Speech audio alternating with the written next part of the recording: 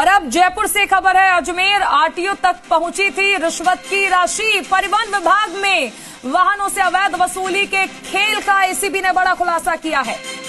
ब्यावर में परिवहन निरीक्षक जल सिंह मीणा और 12 अन्य को पकड़ा गया है। एसीबी ने एफआईआर में अजमेर रीजन के कई डीटीओ और आरटीओ का जिक्र किया। परिवहन निरीक्षकों द्वारा प्राइवेट व्यक्ति और दलालों से ली जाती थी रिश्वत। ओवरलोड, व्यावसायिक, अवैध वाहनों के परिवहन करने पर पैसे लिए जाते थे। काशीराम चौधरी जुड़ गए हैं। काशीराम, ये बड़ा खुलासा हुआ है कि ऊपर अधिकारियों तक पैसा जा रहा है।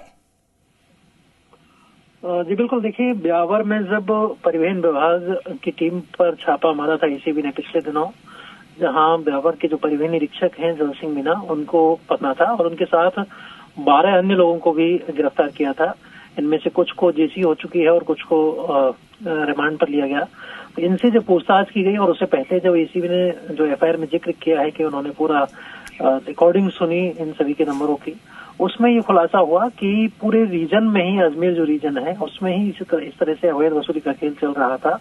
जो भी परिवहन निरीक्षक हैं वो प्राइवेट व्यक्तियों और दलालों के मार्फत पैसे लेते थे और पैसे इस बात के लिए जाते थे कि ओवरलोड कोई व्यावसायिक वाहन निकल रहे हैं तो उन्हें निकलने दिया जाए, अवैध वाहन निकल रहे हैं तो उन्हें निकलने दिया जाए। उनसे पैसे ले लिए जाते थे। पर ट्रक 1100 से 1500 रुपए तक की पैसे वसूलने का एफआईआर में जिक्र है और एसीबी ने इस एफआईआर में अजमेर रीजन के 4 डीटीओ की भूमिका संदिग्ध मानी है और इन डीटीओ के मार्फत पैसा आगे अजमेर आरटीओ तक पहुंचना प्रकट हुआ है, इस तरह का जिक्र किया है एफआईआर में। तो ये अपने आप में गंभीर बात है कि अगर पूरे रीजन के नीचे से लेकर के उच्च अधिकारी तक अगर लिप्त होंगे तो बेहतर तरीके से जो कार्य प्रणाली है उसको कर पाना संभव नहीं होगा।